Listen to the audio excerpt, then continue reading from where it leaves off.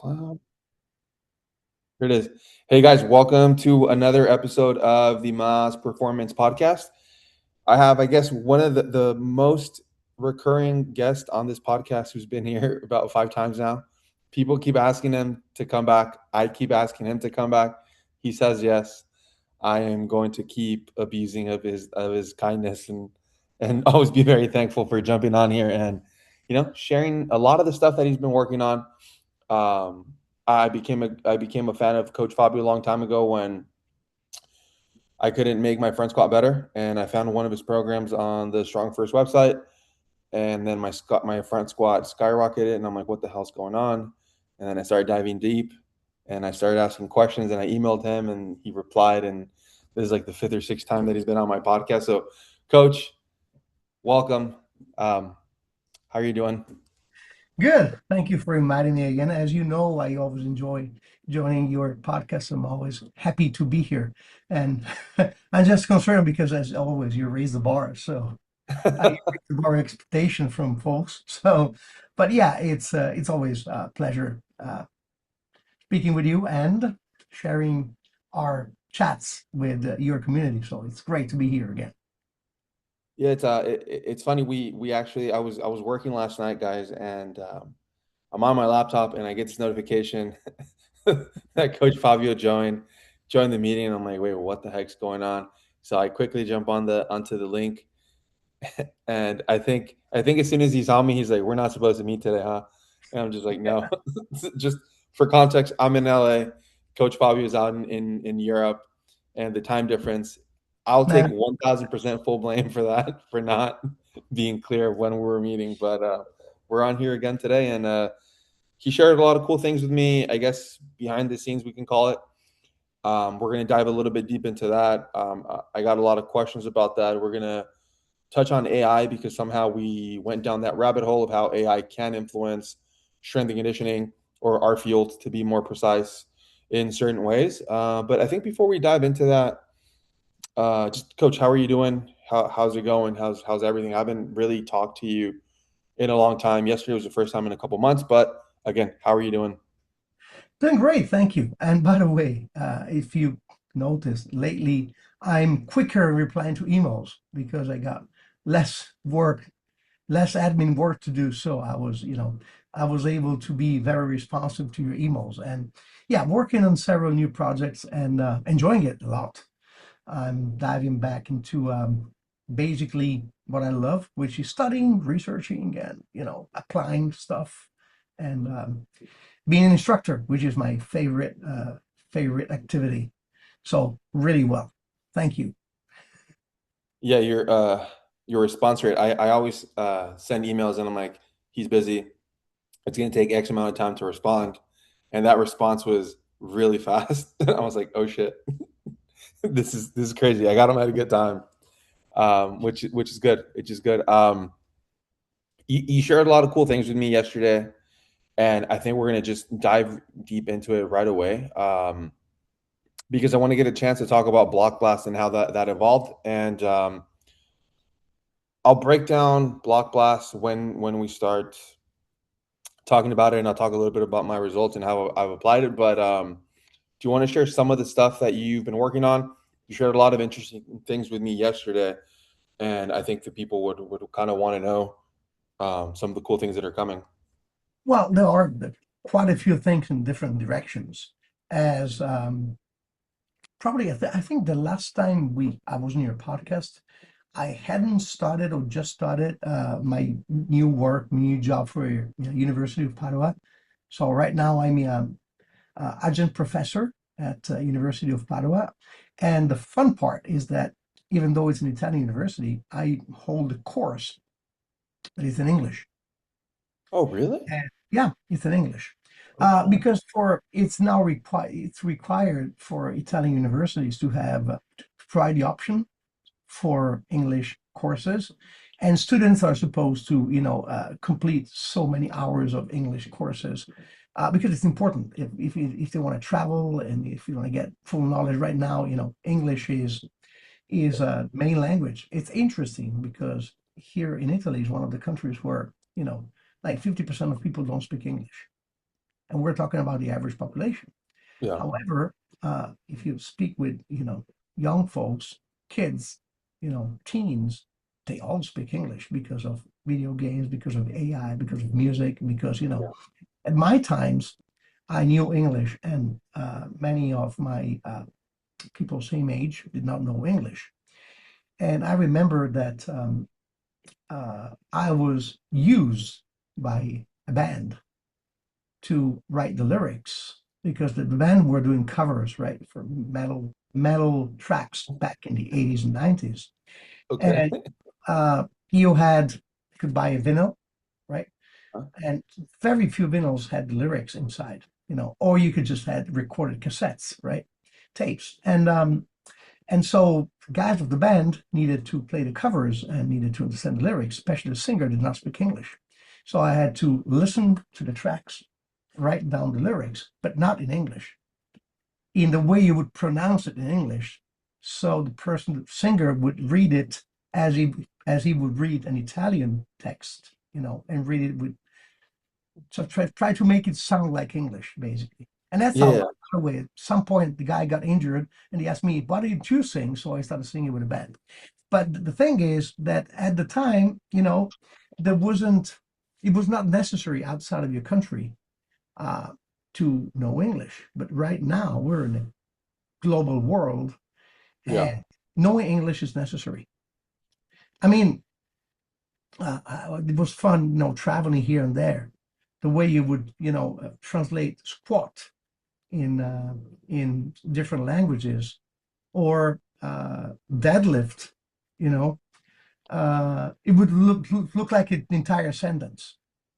If I recall, in Portuguese, in Brazil, squat is agachamento com barra posterior, something like that. So it's, you know, That's yeah. it. And so that's important. So my course is in English, and my course it's one of those that the students from last year, before they graduate, they have to they can choose. They can pick and choose between like 10 different activities. So my course, people who get to my course are already selected because they choose it, so they're interested. And the main thing is that what I basically teach, which is my course is named Strength and Conditioning, is whatever I teach is strong first events. So I introduce them to to all the barbell deadlifts, the kettlebell the barbell lifts, the kettlebell lifts, Yeah. and body weight stuff, and then programming. So they take an exam on basically strong first programming, which is incredible. I love it. So Okay. and I'm raising some very strong students who can, not only study but can perform really well. They have a written test, they have a spoken test, and then they have the practical test, which is about showing, teaching, and correcting a lift, which is great, right? So, Yeah. so I love that. And so since I work more and more with the university right now, I have the doors are open into the labs to do some research and stuff. I did some research in the past, but I was the cooperator of other professors, like on the field, taking measurements and stuff like that. But right now, being able to run, some researches, we'll see in a few years how many we'll be able to publish. But that's so, that's so appealing. I love this. So this is what is taking most of my time during the week. And I started, coaching some athletes again. Uh, and actually, I prefer to coach rather than accomplish athletes. I like the idea of, taking someone from zero to hero, which allows Huh? me to put into place all the progressions, all the progress and everything, put them in a sequence and develop a system, which is something that is so, so enjoyable. I love what I'm doing right now. So this is what I basically do during the week. And I study. I got back to university, another course, and I'm also studying in to get to get a, believe it or not, a degree in pharmacy.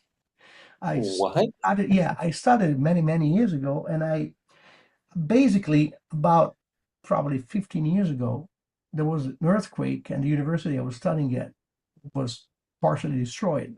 So they had to stop activities for like a year. Okay. And in the meanwhile, I got hired by StrongFirst. So I just didn't have time and I only had 3 exams left to finish. And so I re-enrolled again and I recognized most of the exams. I ended up with 6 to finish, to complete. I already took 2, passed 2, and I got 4 more plus the thesis. So that's what I'm doing, which is back on the books, studying, and it's like, in, increasing your knowledge and getting updates because I realize some things I took for granted. Also in physiology, in anatomy, or no, not that doesn't change. Yeah. Physiology, sports science. There's so much new research that if you're not into the academic world, you basically miss it. And you don't want to get your knowledge through, TikTok or through, YouTube University, or you really want to see some real papers, which now I have access to. So I'm the luckiest man in the world. I just don't make much money out of it, but who cares? I mean, yeah, so it's crazy how that works sometimes. Like, the happiness isn't necessarily where you're making the most amount of money. I mean, money does make you happy. I can't sit here and say it doesn't make life a little bit easier, but I think, and I told you yesterday, I think what you're doing for the health and wellness space is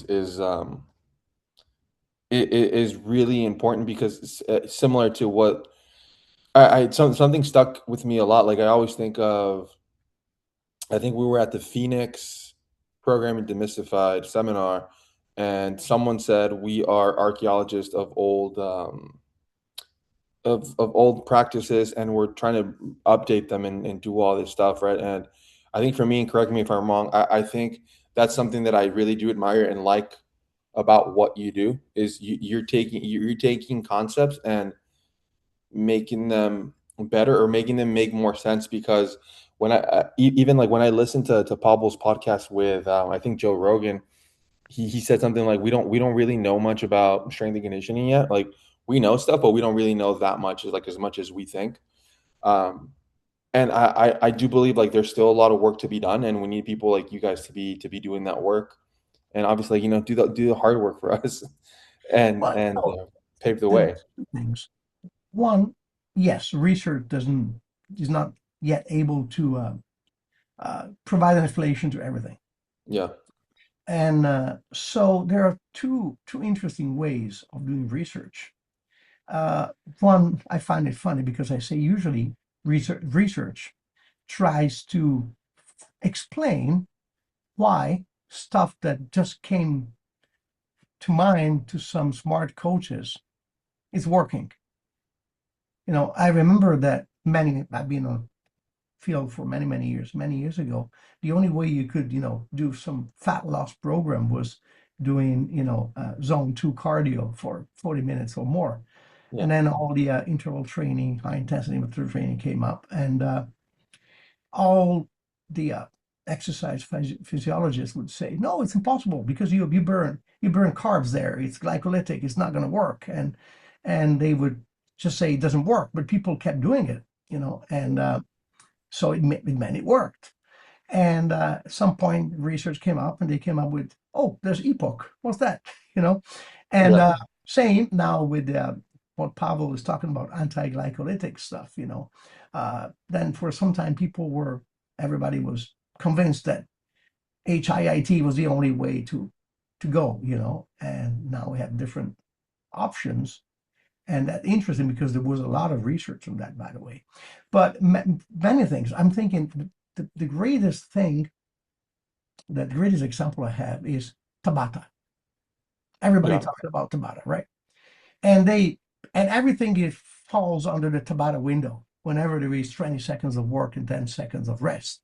And people do Tabata circuits with mixing different exercises, different rays, different rounds. And there was only one Tabata experiment conducted by Mr. Tabata, a researcher. I think it was from Japan. yeah, And but he did not invent the system. It was about just one exercise done for 4 minutes, 20 minutes on, 20 seconds on, 10 seconds off for 8 rounds. So 4 minutes total. That was the study. And it was a yeah, study. I don't recall if it was on a cycloergometer, if it was, I just remember I read it many years ago. But Mhm. point is, that was a research protocol. But Tabata did not invent that because I recall that back in the late 80s, early 90s, we were doing Tabata, calling it with a different name. We call it guerrilla cardio. So what we would do, we would go on a treadmill, right? Treadmill was at pretty much our uh, kind of high climb Mhm. and at pretty much the max speed we could sustain for about 10, 15 seconds. And we would have our feet on the sides. Mhm. We would jump on the treadmill and sprint for 20 seconds Yeah. and then just hop and place our feet on the side for 10 seconds and do that for several rounds, 6 to 10 rounds. That's pretty much the Bata protocol. And we had a different name. So it was known way before. But after the research, it became popular and all people came out with interpretations, right? Uh, Mhm. so what I believe that Tabata did was just testing something that he saw somewhere, right? Mhm. And that made it popular. So the idea is, so research on one hand, research is about, trying to provide an explanation to phenomenons, to things that are Yeah. happening. And so coaches train folks in a given way. It works. It sounds weird. They don't understand why it works, and they run research. And another part of research is just about finding a pattern. That was a lot of the Soviet research, which is studying a huge group of people, see what they're doing, and cross the data to see statistically what's more effective. That's another way to do research. And so that's so interesting, right? And so that's pretty much around it, how it works around. So my job and something I love, I realized one thing, not only me, there's nothing new into sports science or training, nothing really new from probably 80 years. The principle, yeah, Yeah. some people Yeah. come out, I have my new plan, and they give their names to the plan. And I say, no, someone did that 40 years ago, just Yeah. applied it differently, to a different tool, to a different sport, or the methods are there, What, so I would never dare to put my name on a protocol or a program because I know someone did it before. What do? You take some principles and you apply to something new, to something modern, or to a different way, or to a different sport, a different activity. But Yeah. there's nothing really new, and you basically renew it. You find or you optimize it. You know, so that's pretty much what I do. But I don't think anyone has invented anything into in training and sports science in the past decades.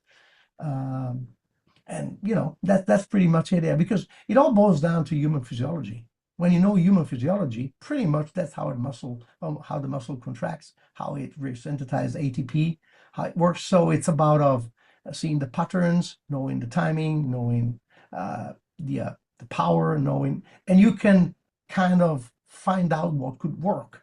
And then there are all different strategies, you know if you attended, Pavel's Strong Endurance, you would find out that a lot of the stuff that he's proposing right now is based, is rewarded by Pavel, but is based on some research, solid research from the past, 40 years.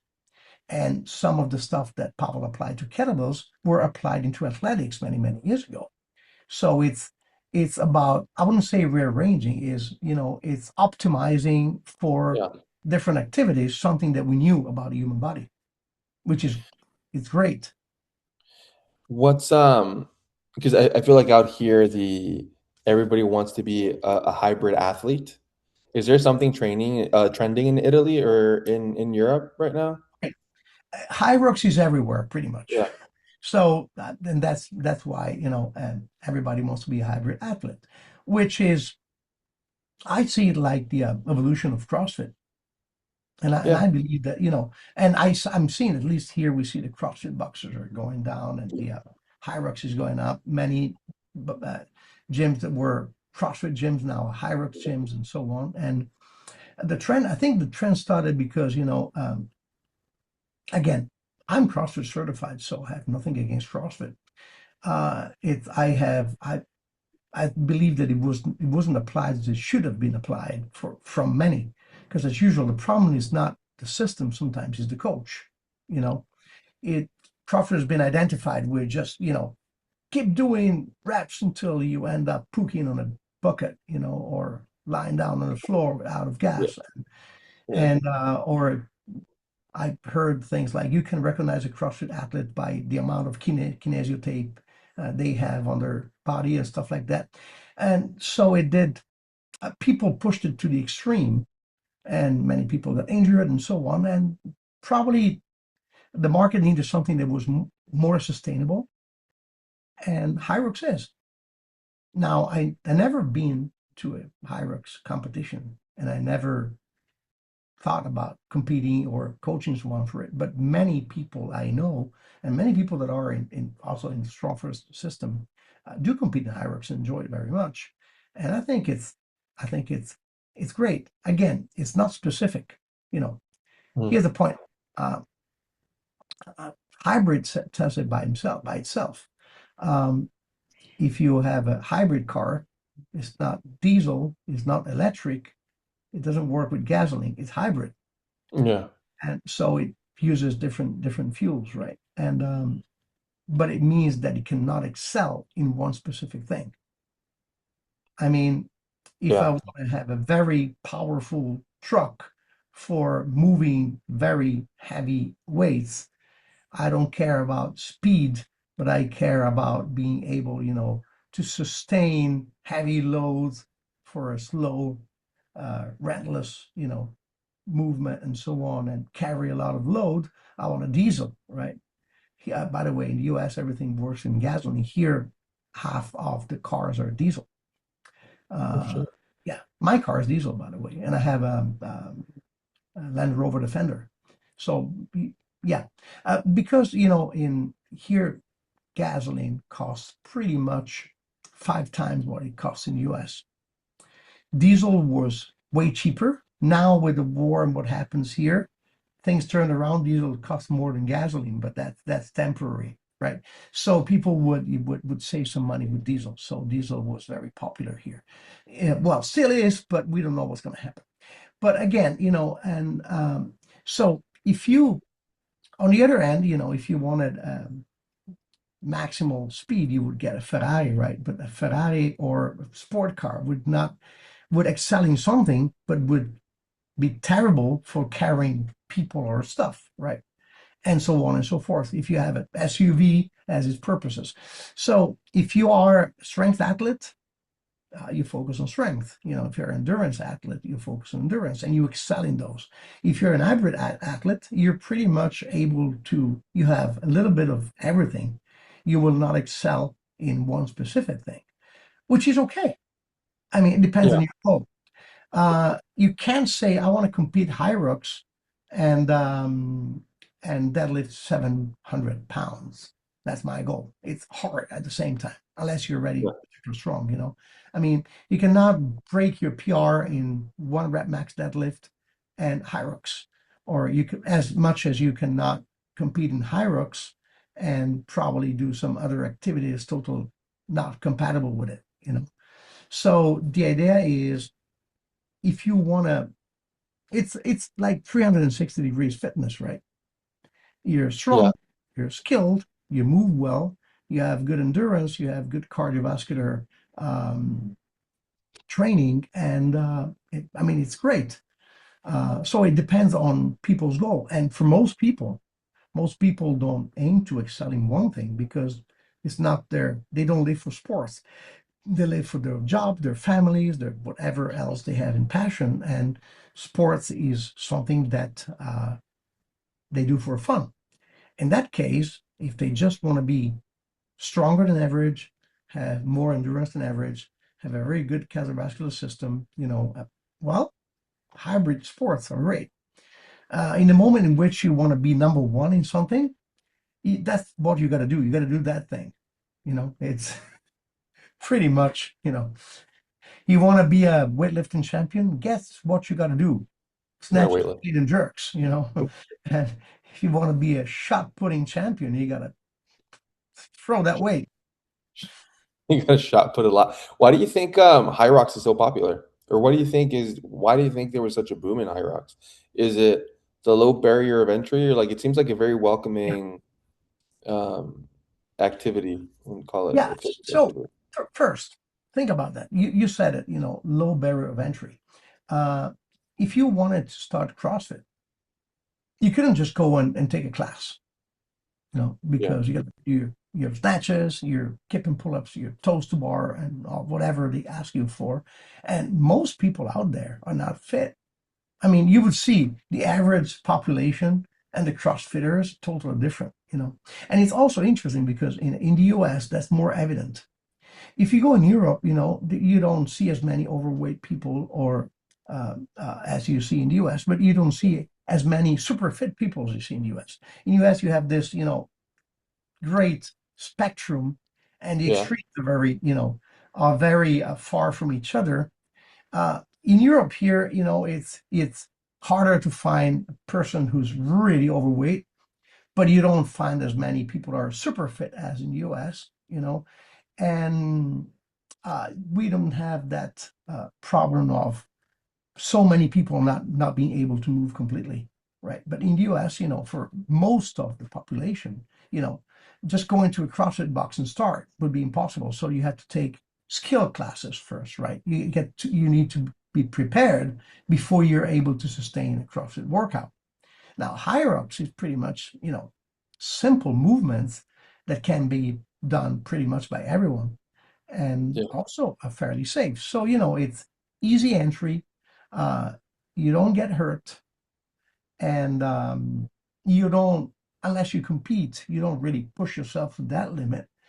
And so it's very manageable, and it's a great alternative to going to a regular fitness gym and just be on machines. And I also believe it's healthier. I often, I joke on the fact, I'm thinking about the average person, right? yeah, They wake up in the morning, right? And they sit on the table to get breakfast, right? So they're yeah, seated. And then they sit on the toilet because after breakfast, right? Or yeah, of before, course. whatever. And then they sit on the car to go to work. Yeah, Once they get to their job working place, they sit in front of the computer. And then they sit in the car to go to the gym. And then they get to the gym, and it's interesting because some gyms have, don't even have stairs to get in. They have the elevator or stuff like that. So in any case, they get to the gym and they sit on a stationary bike. And then they sit on a chest press machine, and then they sit on leg extension, and they sit on the leg press. And basically they do their fitness seated, most of it, right? And everything is guided machines.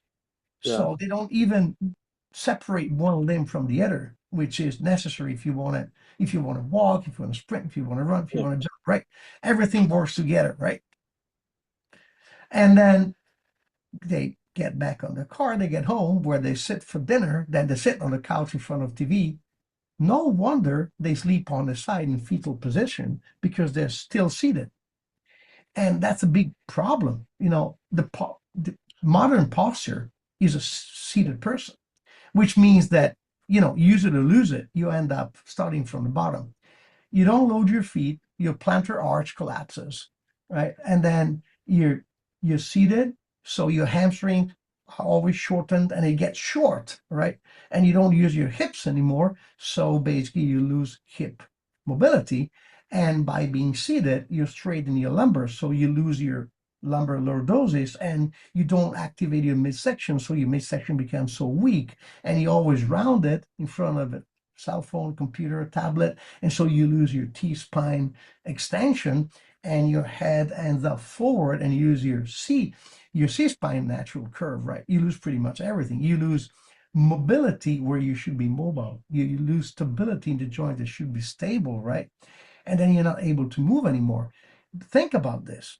In the past, at least until about 10 years ago, if you want to go reverse with your car, you had to turn around, at least turn your neck, and yeah, rotate your T-spine. Now you got the camera. So People Oh live shoot. here most of their time. And so if you go to a gym and you replicate the position, you don't learn anything about movement. So to me, everything is better than just sitting on a machine. So, Yeah. higher ups resembles what human movement should be. It's pretty much what we try to do with kettlebells, what we try to do Yeah. with the way we train, right? Because yes, we Yeah. use kettlebells, which are, but we work standing instead of working seated. We do standing military press. We didn't do a seated shoulder press, but we work with, bilateral, but we also work unilateral. We Yeah. also work contralateral. We also work with staggered stances. So we work in T-spine rotation. So basically, what we do is we train using your body as it, moving it as our body is supposed to move. But what they call fitness in the, commercial fitness gyms, Yeah. I don't believe is real fitness, at least. Uh, if your goal is bodybuilding, that works, or just, looking good because you pump your muscles. But unless you're smart and you're able to use a variety of exercise and tools, it doesn't really work. With As it was with CrossFit, which rediscovered some patterns that were completely lost. Hyrox does the same. You do Yeah. human movement pattern, so uh, I don't see anything bad in it. I close for it. And by the way, uh, just saying, Zumba's being so much criticized, Yeah. and I always think, if I get my Aunt Jane, who spends her time seated in front of TV doing nothing, Zumba's great. It's always Yeah. better than sitting on the couch. So any way you find a way to move your body, it's great, But there are better ways than others. And anything that uses the human fundamental movement patterns wins, in my opinion. I agree, and I think you mean so many truths spoken. I do see a trend currently, and at least I've seen it over the last couple of years where uh, there seems to be an over complication of allowing people to start moving. We try to make it very difficult, and I think to your point, Zumba is going to be better than sitting on your couch, right? Any movement is going to be better than sitting on your couch, especially when you start to get into these habits of moving how we were designed to move, right? And like getting away from machines.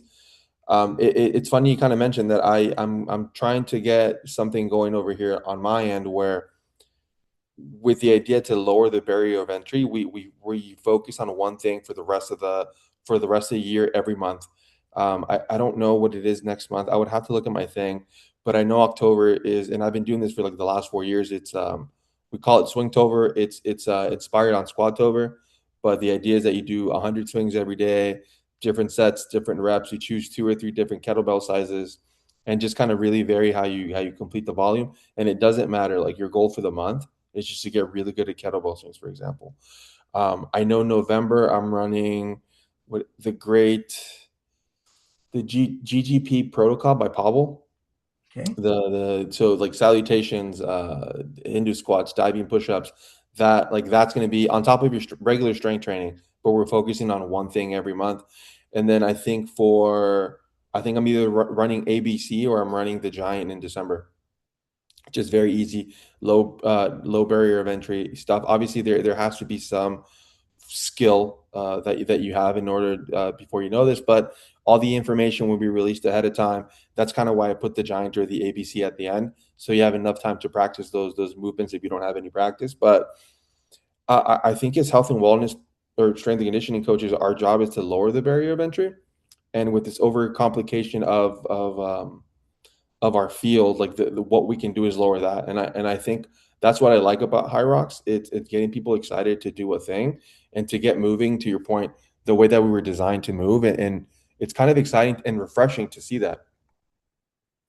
It is. And also that variety is interesting because I love what you're doing, having focus on different thing every month. And I would add one thing I learned from my colleague, John Engum. I believe you know him. Sorry. I Bless you. apologize. And he always says, usually we tend to uh, to love to do and keep doing what we're good at. You know, like you're good at bench press. You want to do bench press all the time because you're good at it. Because it's an easy comfort zone, right? Yeah. And you tend to avoid doing what you're not good at. And Johnny always says, give yourself a goal for this year. Say this next year at this time, you want to make sure that your weakest skill is going to be your best skill ever. So focus on your weaknesses, right? So if you force yourself every month to work on something different, even things that you do not like, uh, guess what? You will like it. You will like it. And a little bracket on machines. You know, machines are not bad, are very They're not. useful, but machines are not for beginners. They tell you that machines are for beginners. If you use a machine, right, because you have body awareness, you can get the best out of it. But Yeah. someone who is not able to move, first, the machine does not teach you to move because it moves for you, right? And machine only teaches you to do two things, push or pull. That's it. Yeah. You know, flex or extend. That's all you can do. You don't learn how to move. And then you don't even get the best out of it because you don't even know what you're doing.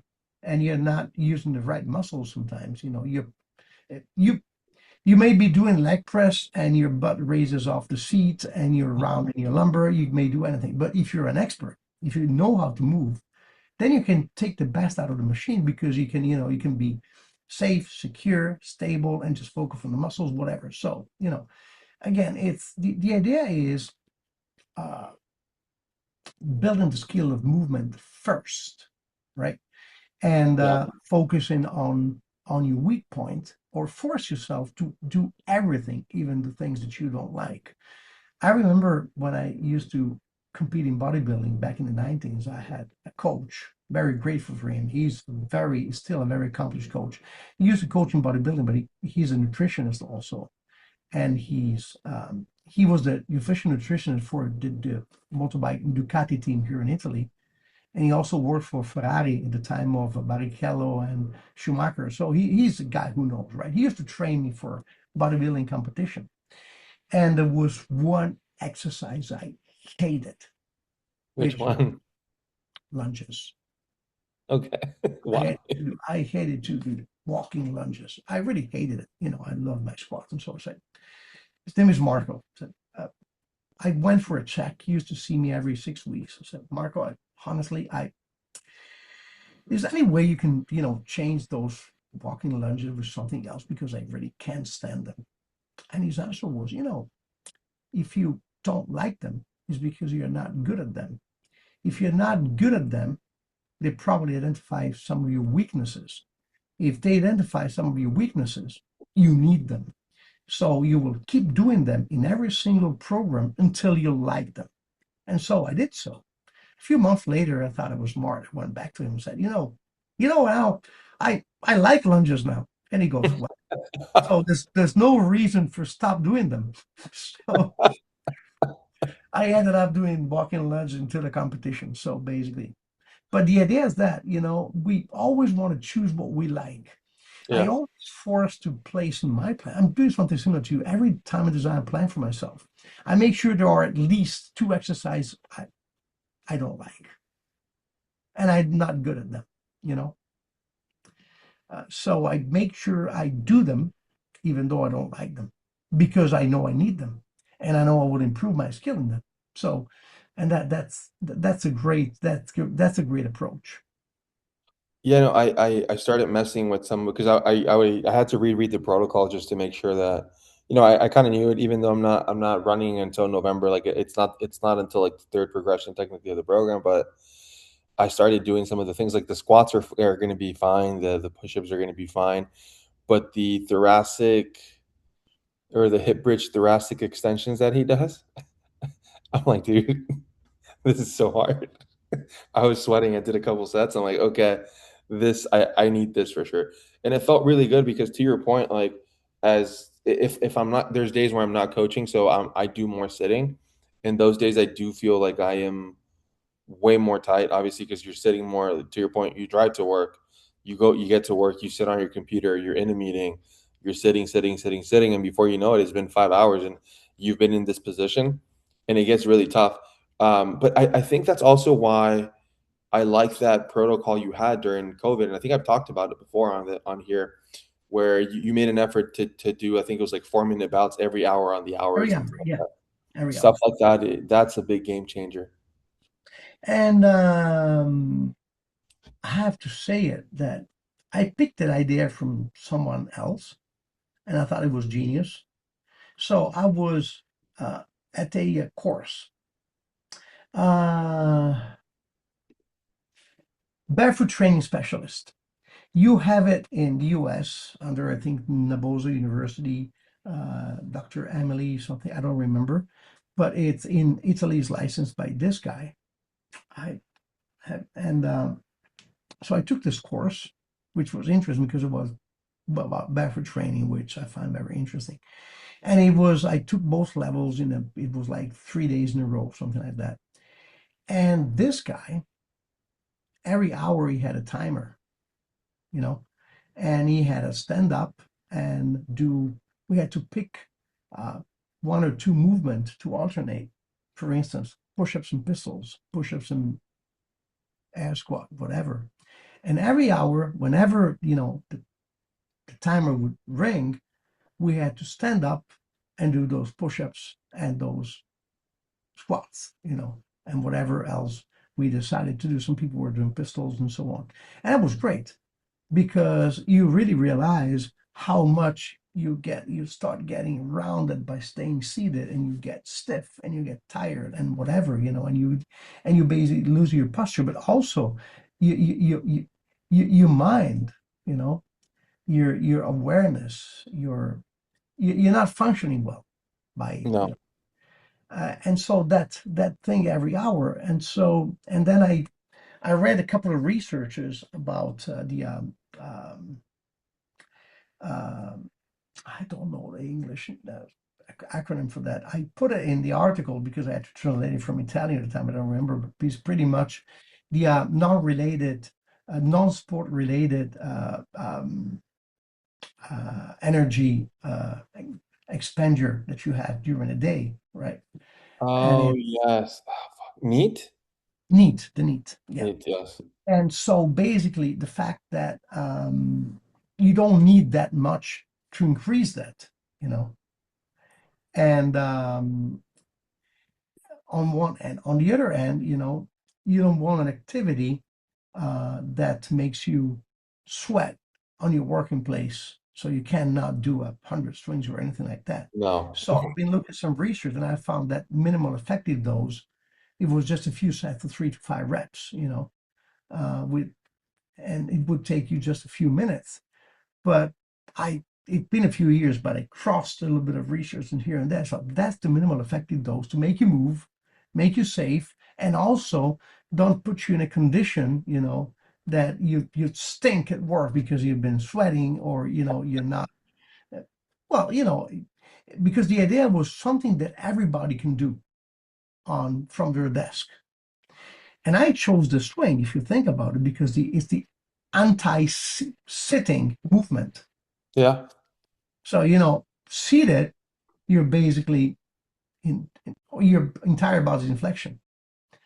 Top of the swing, your entire body's in an extension. So yeah. basically, so I thought swing, and if someone cannot swing, they just can do deadlift even with no weight. They just stand up and get straight. You know, That's true. That's uh, true. that's Yeah, that's that's guys, that's a great article to check out. It's from a couple years back. Again, it's from COVID times, but pandemic time. Yeah. So 5 years. Yeah. I'll put it on the description of the podcast so you guys can click on it. It's really interesting. I mean, just there's a bunch of good articles on the Strong First website that I recommend you guys go on. Something though, like quick transition, something that's not on the Strong First website, and I think you only got access. Correct me if I'm wrong. If you went to the second programming demystified, it was a program called Block Blast. Yep.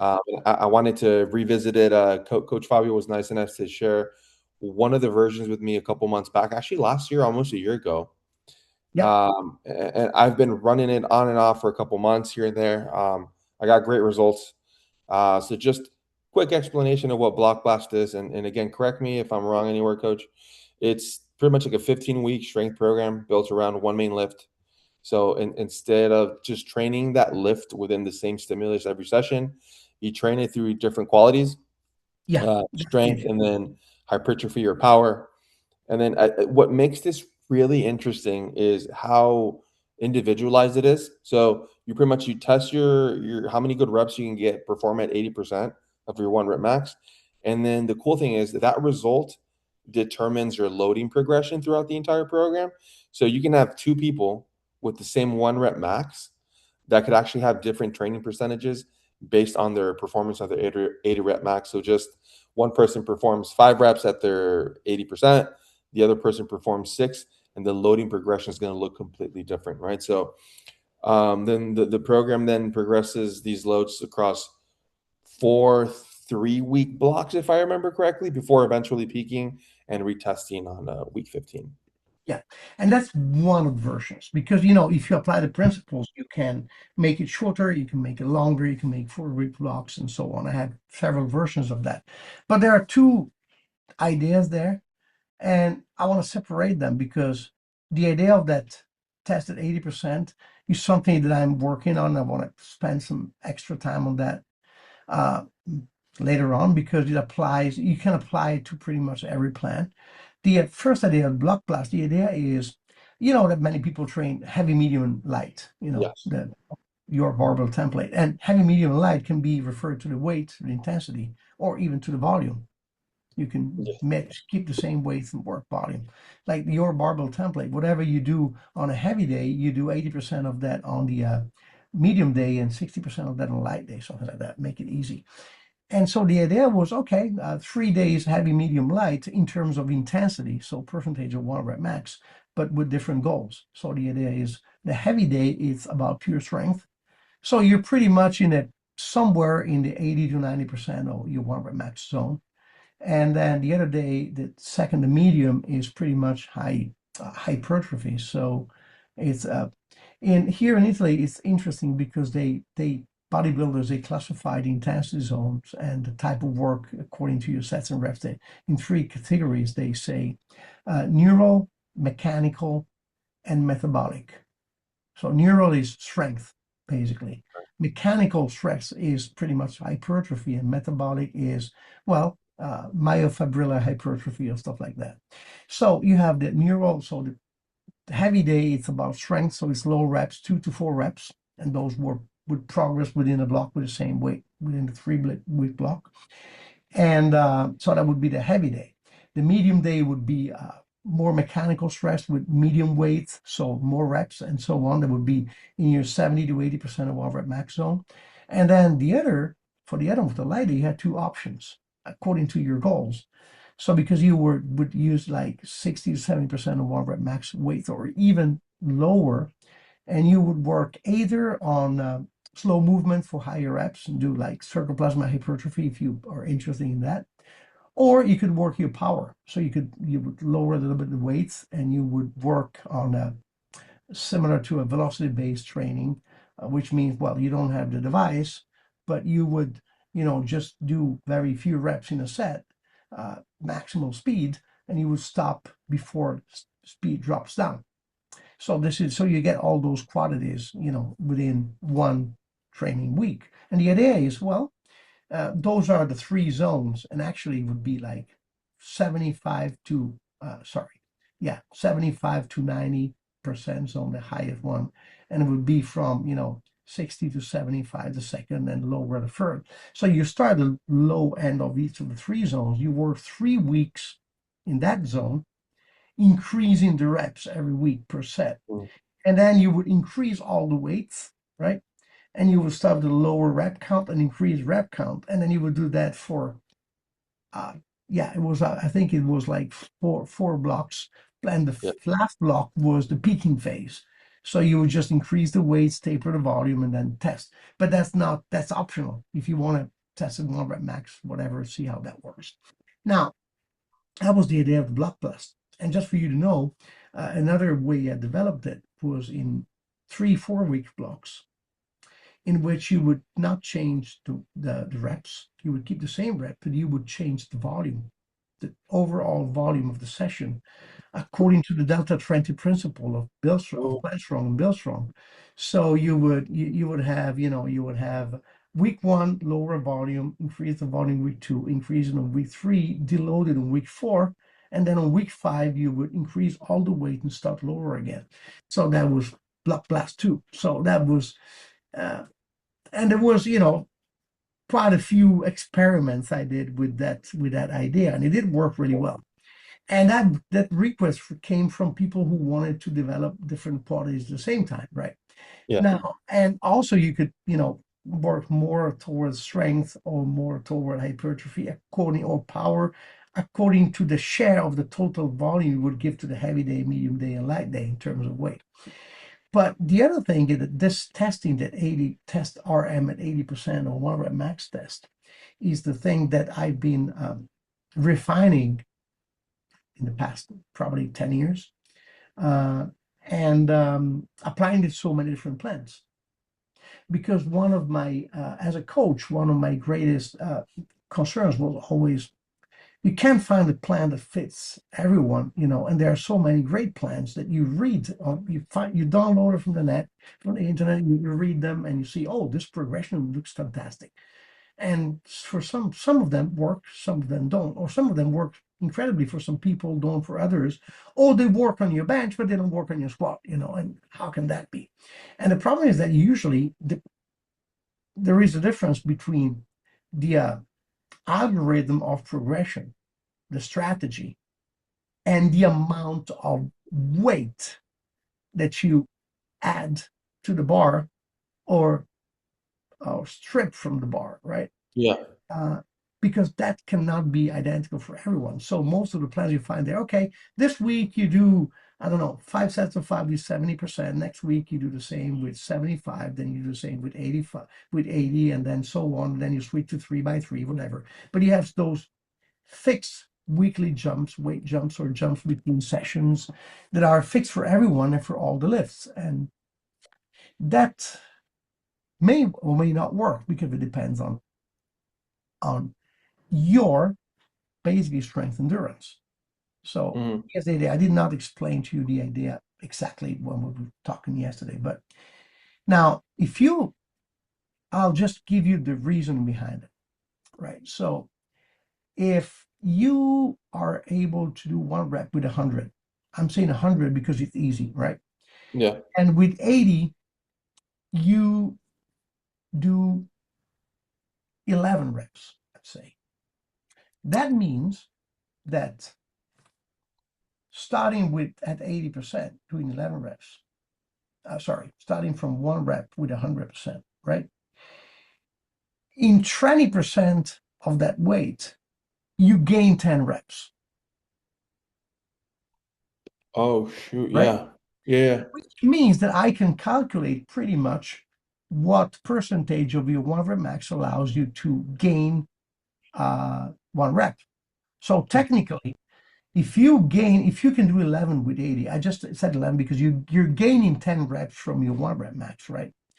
It means that in cutting 20% of the volume, you gain one rep. So technically, you can gain one rep every 2% that you deload from the bar, Oh, right? yes, yes, yes. Yeah. Yeah. So I could say that if you go 90%, you can do 5 reps, right?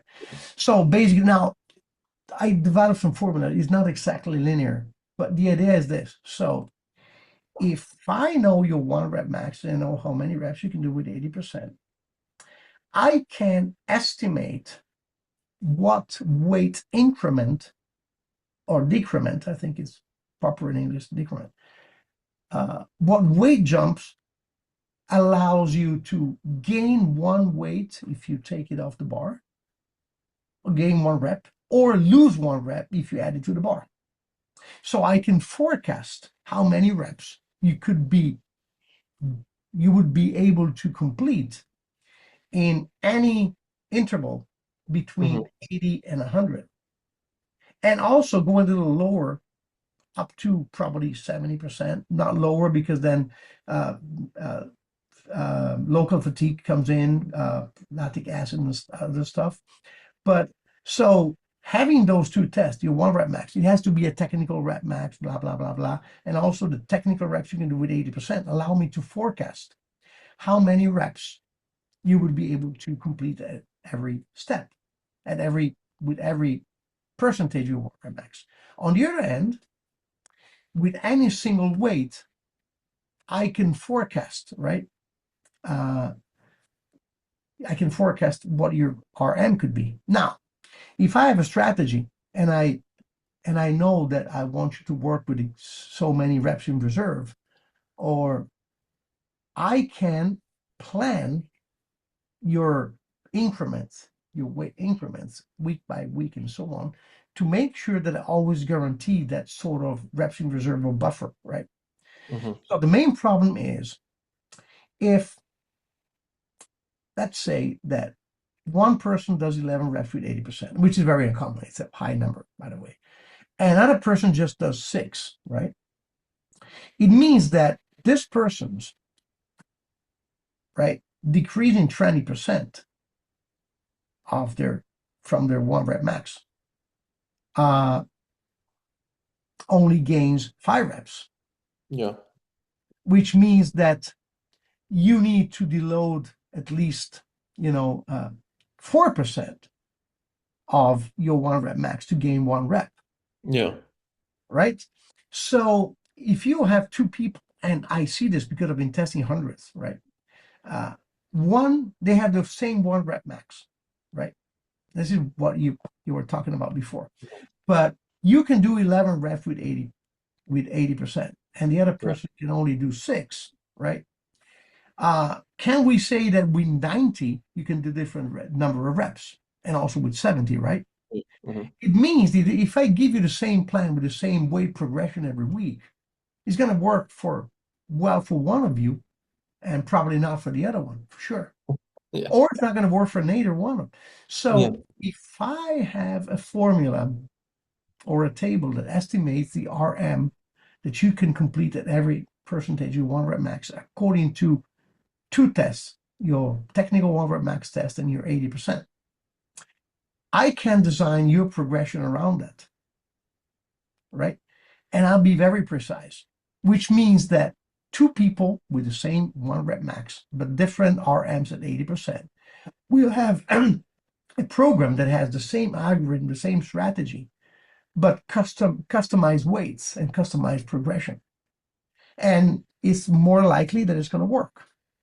Now, the other thing that we found, which is interesting, but we knew it before, but we just confirmed, is that different people not only have different strength endurance, but they have it differently on different lifts. Yeah. So, for instance, general trend, you have more strength endurance when you do a squatting pattern than a pressing pattern, and the hinge pattern is closer to the lowest end of strength endurance, and pulling pattern is somewhere in between.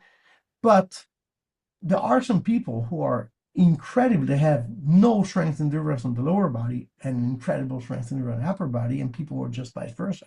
And that depends partially on genetics, but partially on what you've been doing. If you Hmm. have a kayak rower, guess where they have more strength endurance, right? Upper body. Or someone who's been running the 5 and 10K for decades, right? Guess what? And so basically in Block Blast, I applied that's heavy, medium, light strategy, but I applied that table that tells you your weight increment is based on that reasoning that I just explained to you, right? Yeah. And so what I've been doing, and it started with Reload, the book that Pavel and I wrote together, where you Hmm. had to test your RMs with 80%, and you had very fixed increments like 4%, 5%, or 3%, and you would design your plan. Now I refined that a lot, right?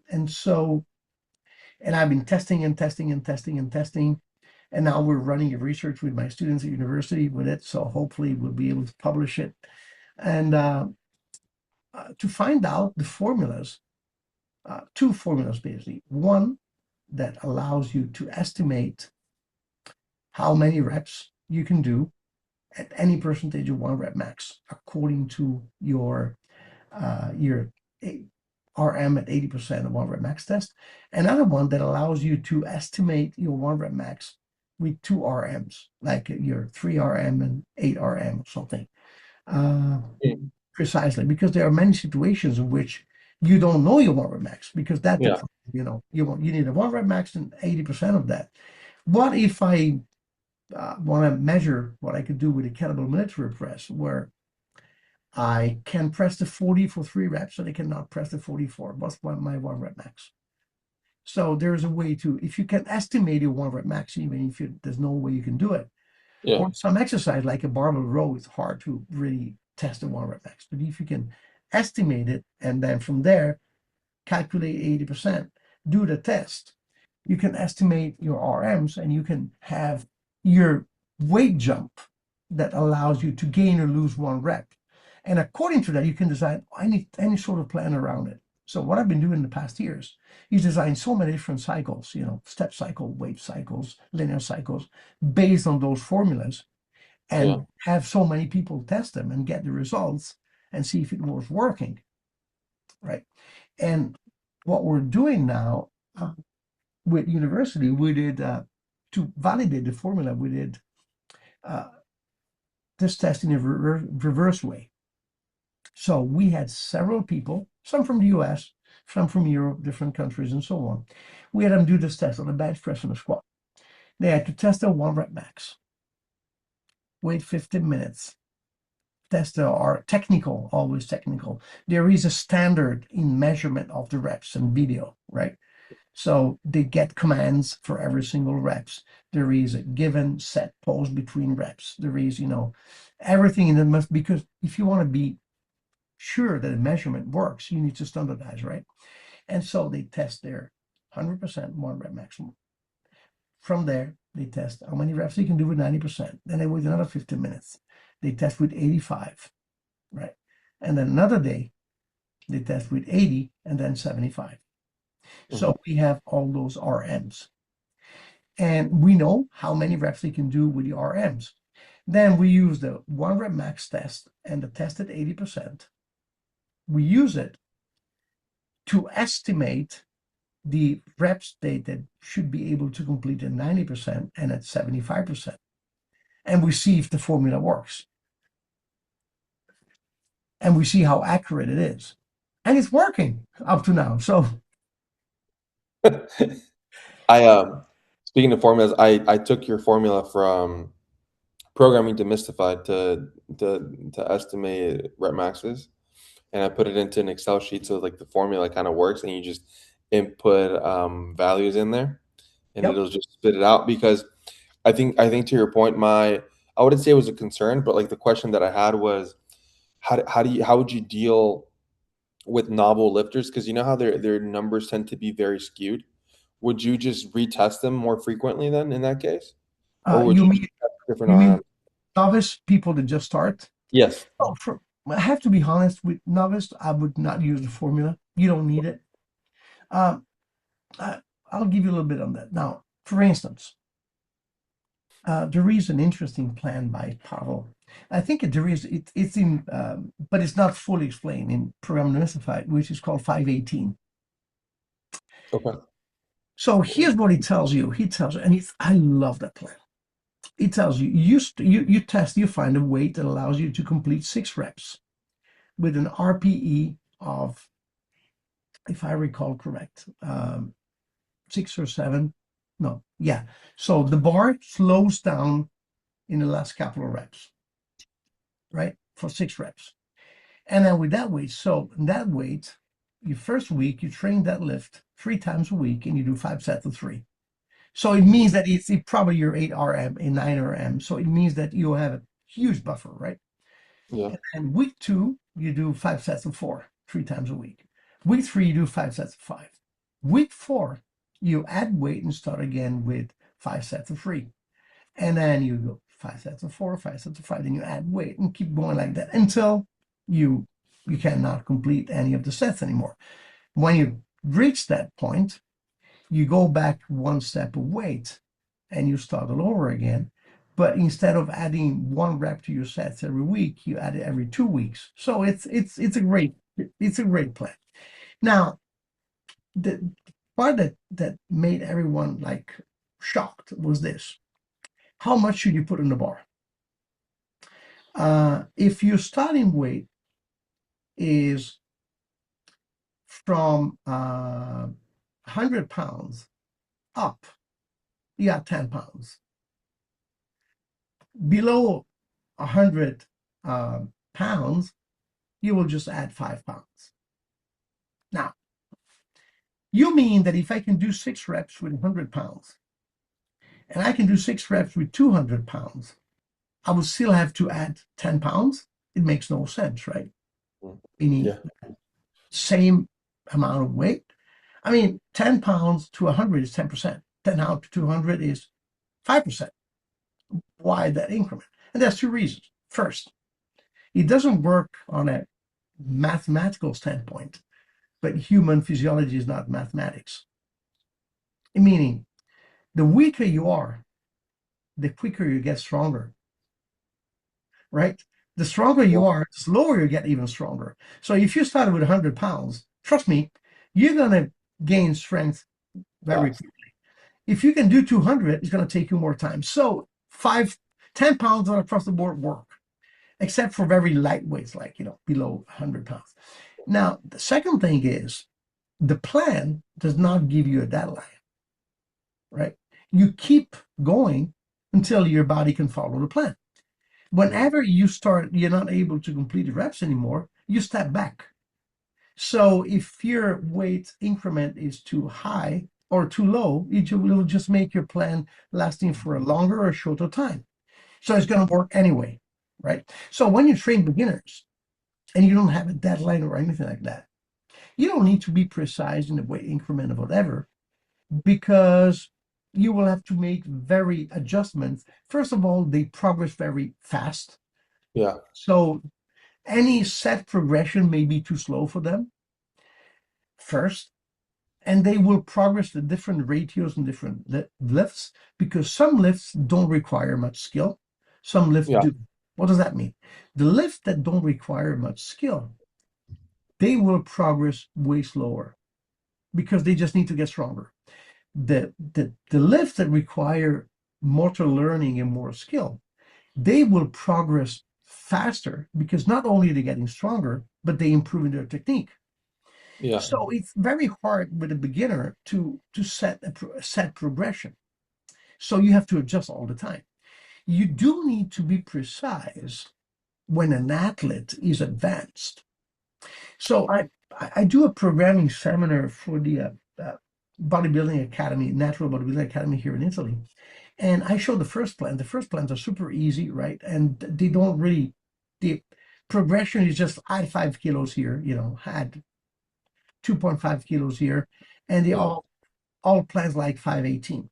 When you happen to be advanced, this is where, if you miss your weight increment, if you make a mistake, if you're not accurate to the decimal, you may either overload or underload yourself, right? Yeah. So I see those formulas for not for beginners, which is interesting because I had a lot of discussions on the forums, on the for especially Strongfirst forum, and on or even comments in some of my articles about this formula, because some people go like, okay, what if I can only do 4 reps with 80% of my rep max?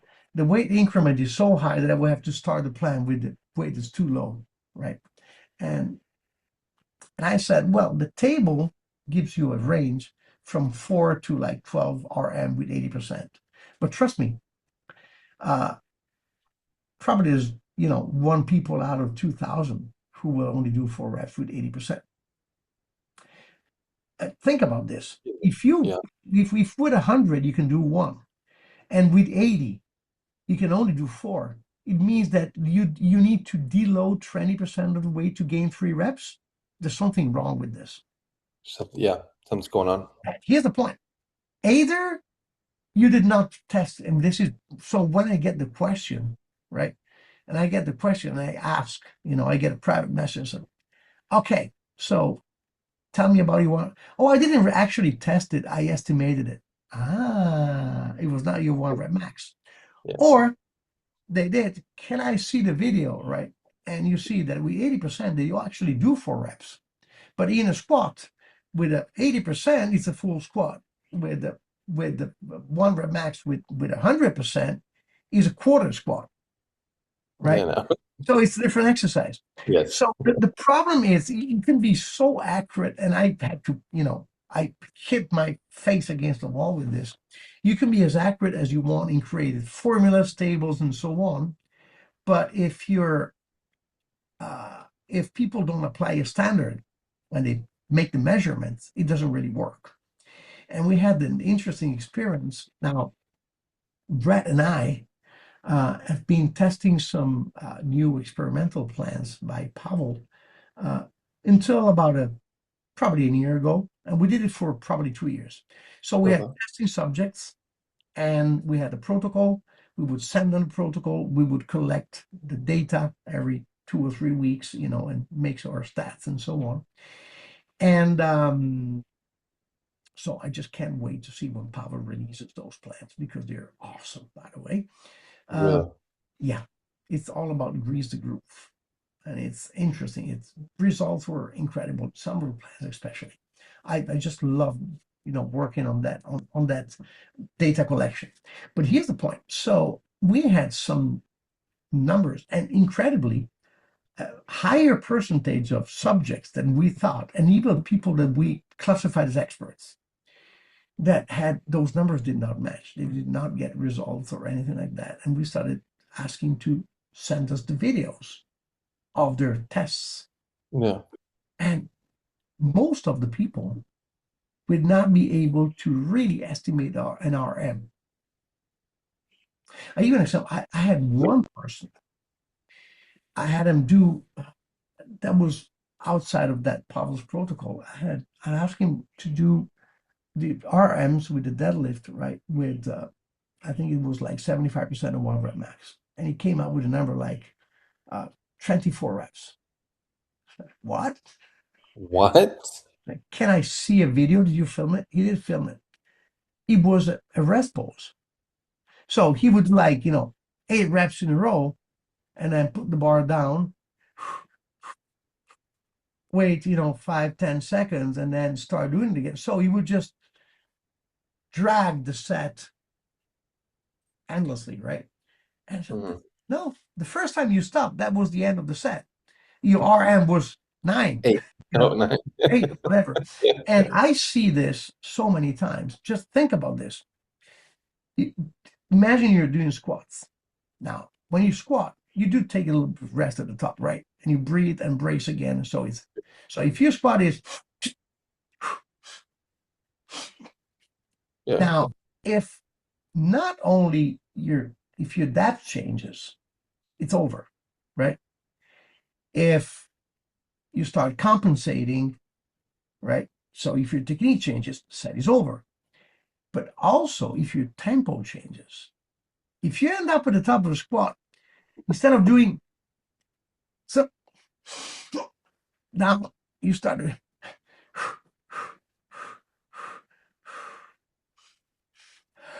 and add the 3 to 5 second rep. That's it's over, right? So you need also to keep the same cadence. Yeah. And so there were many people, counting reps, and that happened especially, some lifts like the bench press. It's not much you can cheat on, Hmm. or the barbell military press. But with the squat, with the deadlift, with increasing poses, with pull-ups, considering legals from reps there or not, with rows, you know. So it's important that you have a standard and you stick to the standard. So if you look at your video with your 1 rep max and your 80%, whatever, you need to be able to compare them and say, okay, it's the same thing. Well, I'm looking at the same thing. And within a set with 80%, you need to make sure that your first rep and your last rep match pretty much. So that's the idea. So sometimes, we seek precision and we forget about several other mistakes that are made all around it. And so it's really hard to plug in all the leakages of precision, but it's doable. So Yeah, no, that reminds me, 2, 3 years ago, I was running, what did I run? Oh, Battleship with some of my okay, friends. And I got one of them got a crazy number for their overhead press. It was like 24 reps or something. I'm like, wait, like really? Like there's like yeah, how? Like this makes no sense. Like show me because like I'm like I was working on the numbers, and of course he showed me, and the kettlebell was extremely light, and I'm like, no, dude, like I don't think you understand. Like you're not supposed to win during the test when we're testing our percentages. Like I just need to get an accurate number so that I can actually prescribe you the right amount of yeah. stuff. People take it like a challenge, Yeah, whereas an AMRAP, whatever, and it's not that.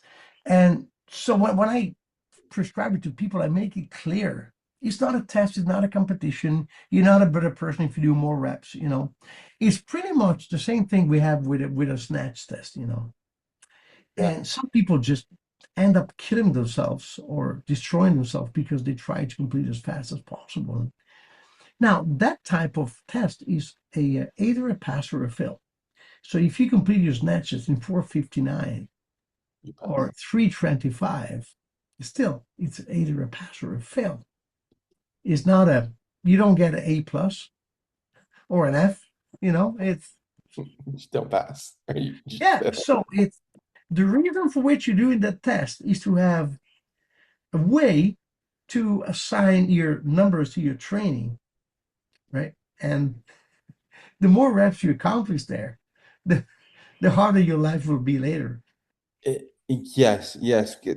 Again, I was so confused. I'm like, dude, no, there's no way. Like, there's absolutely no way that you got that many reps at that percentage. Like, there's no way. But like we both said, I think people take it as a challenge, and we want maybe, and I'll take the fault. Maybe I didn't do the right job of explaining myself and asking them, I need X amount of this, and these are the guidelines. To your point, like this is what I need, and these are the expectations. So I'll take the blame for it, but we corrected it immediately, and I'm like, this is what it's supposed to feel like. He's like, okay, Well, yeah, it's different. He's like, yeah, it's this is that's a one strategy that works. I usually place this thing in the sentence where it's really good, especially with alpha males who want to really, say, when test 80%, usually very strong people get low numbers. Mhm. Yeah. Usually, Oh, you know, like if I get let's say marathon runners, people who have good endurance but are not strong, get high yeah, numbers, but very strong people, the strongest people I tested only completed a few reps. And then yeah. everybody's happy if they do lower reps because so that the measurement, right? They are stronger if they do less reps. You may have the opposite problem, rather, if one does 2 reps and stops, but it prevents people from overdoing. So I like that. I like that a lot. Coach, I'm gonna start wrapping things up because I want to be respectful of your time. But having fun. I mean, honestly, we're having a blast. But what's next for you? Anything coming our way that you're excited about? I mean, any new programs, Right any now, new cool things? right now, well, 2 things, yes. The research, the outcomes of the research on those formulas, because if it turns out they're not accurate, I just wasted time. And so many people, like you included, been wasting so much time trying the plans. But No, I'm confident because people who did the plans found results, so that's good. And the other thing is I just finished designing a new plan that I'm testing myself starting from Monday, which is called Spiral Overload, and it's a nonlinear progression. I have to be honest, I got the idea of Spiral from ChatGPT. I showed the plan to ChatGPT. I said, check the math if there is any mistakes, right? yeah. Well, how would you call it? it came up with spiral overload. But it's a nonlinear, so it's neither it's not linear, it's not wave, it's not step, it's nonlinear. And Okay. and there are some ideas behind because the idea is keep you exposed to heavy weights with but pretty much every 3 or 4 weeks. But so to avoid the situation in which you start light, you end up heavy, and towards the end, your heart start being stiff, having aches and pains, and then you end up after a plan completely destroyed. So the idea is, well, this alternation of different type of loads, Mhm. and I'll see how this works. And it's always based on that formula. So hopefully that formula turns out to work really well. And so I'm excited because for the next 14, it's a 14 weeks plan. For the next 14 weeks, I'll be testing this, me, my training partner, and another couple of um, volunteers that have been testing my new plans Mhm. together with me. And then I'll see how it turns out. And by the way, I don't know if you've seen, I published on Strongford's website an article about the iron step method. It's a step cycle. Yeah. That one um, working really well for both strength and also gaining some muscle, but it works for when you need to rebuild the lift from, rebuild the technique works really well. Okay. And I applied it to full body, not only to the deadlift. So for you to know, it's been very successful. Okay. I'm gonna put it. I'll put that link in the description also, so you guys have access to both of those articles. For this new spiral overload, what does a training day kind of look like, and how many days a week is it? So here's the point, because that it's a single week, you don't see much of a difference. But imagine that your load, instead of going like this, Hmm. like Kind of this, just like this, it's like that. Watch. Eh, eh, eh, eh. Then it Mhm. starts over. So it starts given point, goes a little higher, goes way lower, goes way higher. So it's like two different, couldn't call them wave because they're zigzags. But the weight, there is a smaller change of weight between week one and week two, but also the sets and reps scheme changes. Then there is a huge drop and a huge increase, and then you normalize, but you start again with a slightly heavier weight. So it looks like ECG more than a plan. So that's why it's not linear. It's not a Okay. wave. It's not a yeah. Okay. Okay. Yeah. So gotta see. I have no idea. So on paper it works. On the idea, because when you have some experience and you design a plan, you write down the sets and reps, right? And you know how it will feel, right? Yeah. So it should work, but I don't know yet. So we'll see. Okay. I'm excited. We trained. I would have to see this plan, but the principles that we kind of followed, because I played college and soccer, so our strength coach kind of followed a similar approach, but obviously it was a bunch of group of us, so you don't get super specific in terms of percentages, but we would alternate like the stimulus every 3 weeks, and it was kind of very like that, where like some weeks were higher volume and then significant drop in volume, and it kind of it went a little bit kind of like how you described it. This So is intensity. So let's say it's light, heavy, very light, very heavy, light, heavy, very light, very heavy. That's pretty much a progression. ooh, I like this. I And the like volume changes also. Yeah. Okay. Ooh, interesting. Guys, So so it's I like, mean, yeah, it's like a small jump followed by a bigger jump, and a small jump by a bigger jump, and so on. how long are you testing this for? Because you said you're running for 14 14 weeks. weeks. Yeah. Okay. Okay. So we'll see. Okay. And I promise, if you don't forget about it and you shoot an email after I tested it, I'll be happy to share it with you. I will for sure. I won't forget about it. I'm actually gonna program an email to be sent out Okay. 14 weeks from now. 14 weeks from Monday. 14 weeks from Monday. Yeah. I'm gonna program an email to be sent out because I had great results from Block Blast. I mean, I we've talked about it before. My training is very simple, especially at this point where like I work a lot and all that stuff. So one of my go-tos is always the front squat, and I've been front squatting for years, and it feels good, and I'm good at it, and I think that's why I like doing it. But I was stuck between 435 and 437 for a good like single, and then I ran block blast, and I was able to add roughly 10 pounds, which was an insane amount. Like to your point, like once you're really good and you're at a point, it gets really difficult to start adding weight. So I did the peaking, I did everything, and then I went to go test, and I remember still loading the bar with like 425, and I'm like, oh shit, that felt really good. I'm like, that felt really light. I think I'm gonna PR. And then I went and for sure got I, close to. I wouldn't say I got 450. I have to look at my sheet and I have to look at my numbers because I did it last November. But it was honestly was mind blowing just because I was stuck and it was great. Like I was stuck at those numbers forever, and to be able to hit that was great. It was yeah, Happy to guys, hear I it. recommend it. Happy to hear it. I recommend it. I recommend it. Um, Coach, I'm gonna wrap things up. I know you got a lot of things to do. Thank you again for jumping My on here pleasure. and sharing your knowledge. I will have you on here many more times, and then we'll reconnect. And I'm going to send you an email about this program, 14 weeks from Monday, so that I can get a copy of it and run it myself. Thank you so much. Thank you so much. I My really appreciate pleasure, your my time. friend. Bye, guys.